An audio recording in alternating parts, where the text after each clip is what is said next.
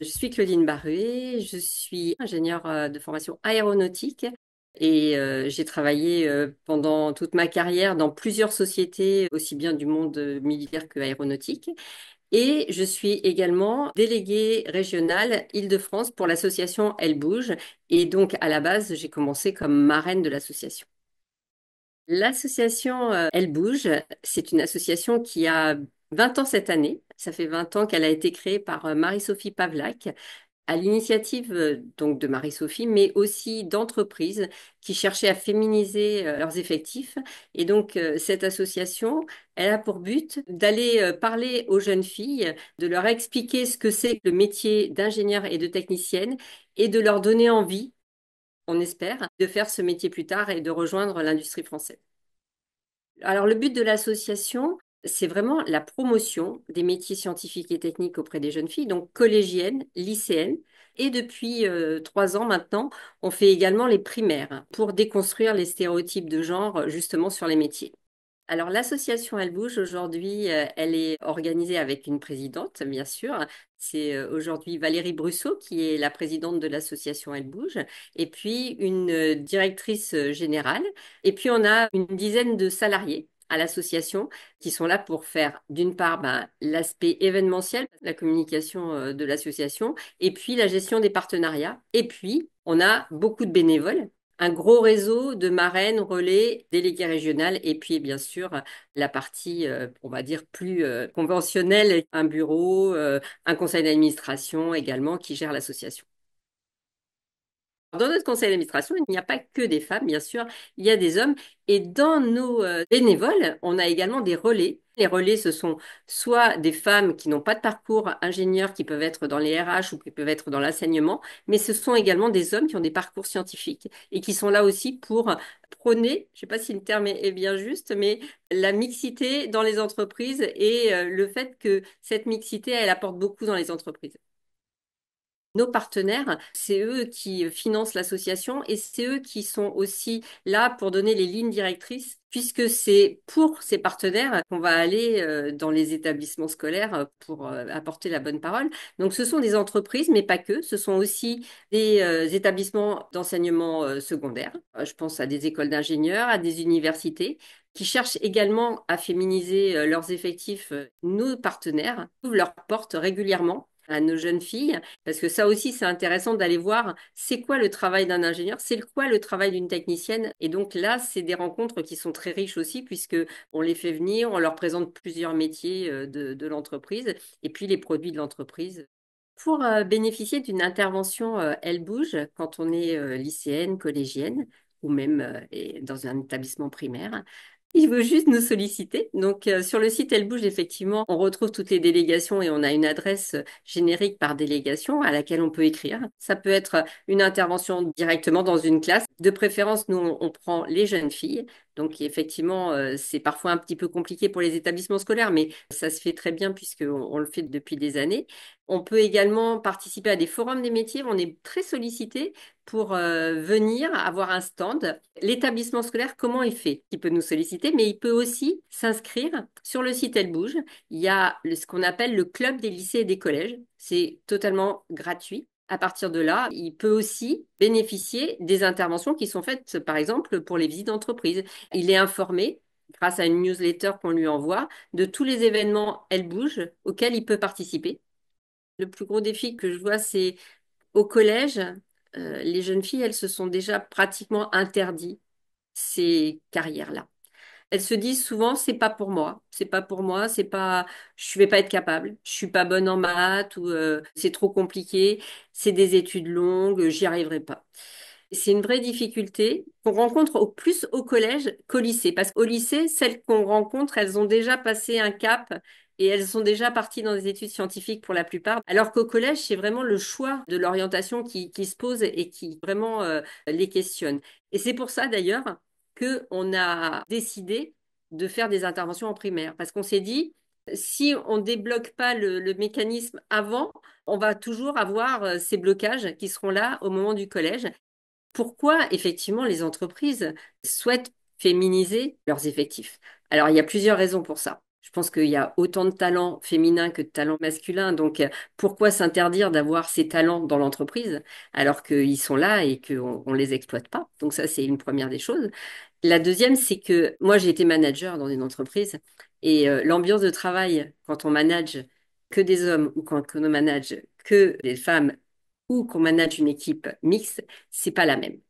En plus de l'ambiance, le troisième point, c'est que en termes de créativité, on n'arrive pas aux mêmes solutions qu'on soit une femme, qu'on soit un homme, par les mêmes mécanismes.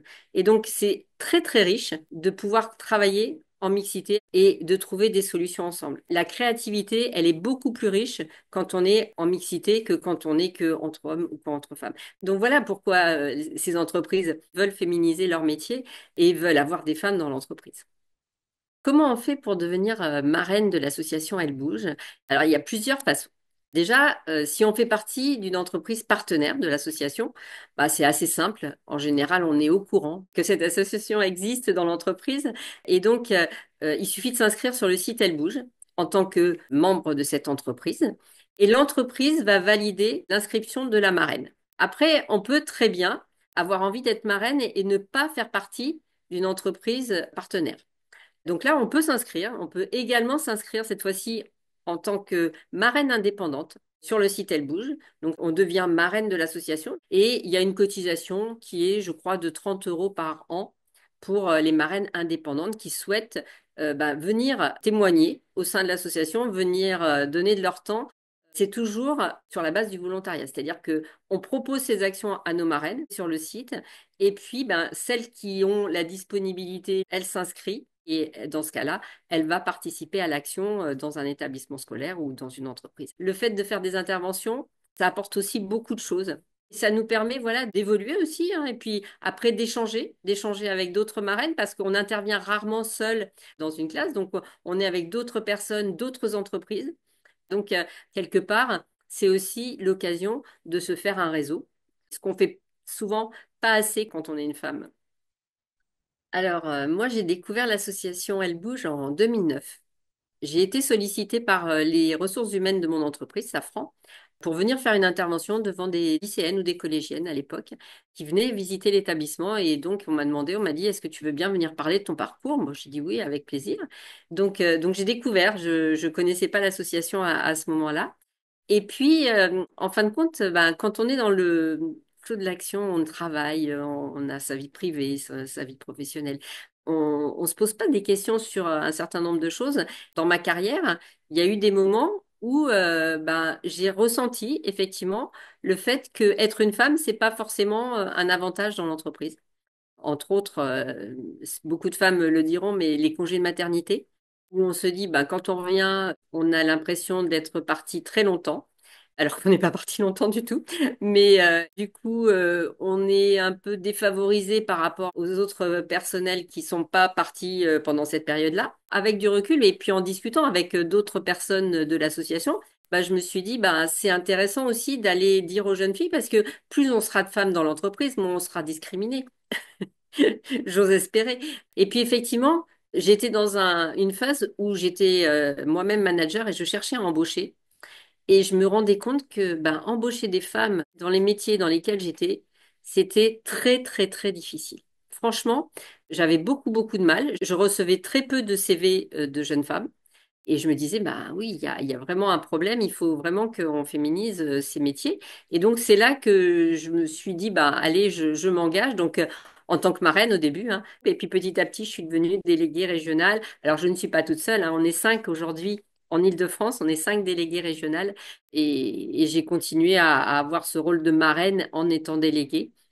Cette cause, elle m'a vraiment accrochée et je me suis dit vraiment il y a des choses à faire auprès de ces jeunes et de leur faire découvrir que effectivement ces métiers existent et ces métiers sont accessibles. Moi-même, hein, quand j'étais au collège, je m'imaginais pas du tout faire ce genre d'études scientifiques. C'est un professeur de mathématiques qui un jour m'a dit je vous verrai bien en technique.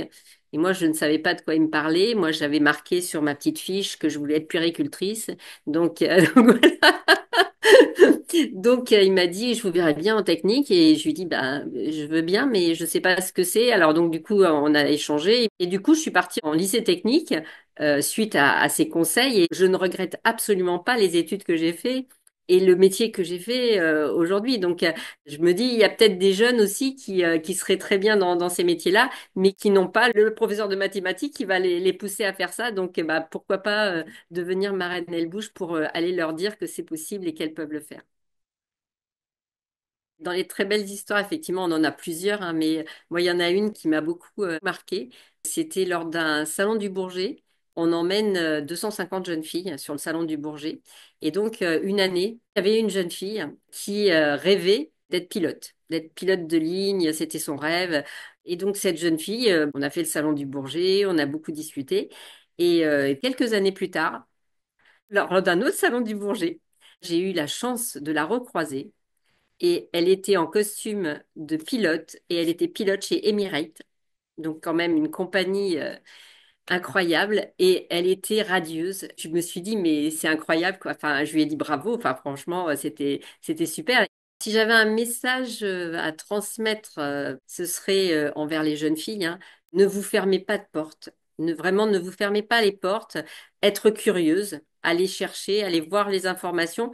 Alors nous effectivement, à travers Elle Bouge, on leur permet d'aller les chercher, qu'elles n'hésitent pas à venir voir ces informations, voir les gens, qu'elles n'hésitent pas à solliciter les marraines de l'association et à leur poser des questions. Donc ça, déjà, c'est le premier message. Pour les parents, parce que je pense que on s'adresse pas assez aux parents et moi je le vois quand moi-même j'ai été confrontée à l'orientation de mes enfants, c'est toujours compliqué, c'est toujours un moment difficile. Eux aussi ils peuvent nous solliciter. Aux enseignants, aux enseignantes, on est vraiment à leur disposition pour aller parler de nos métiers. Ça peut être un complément pour aider les jeunes à s'orienter et on est là pour ça, donc on le fera avec plaisir.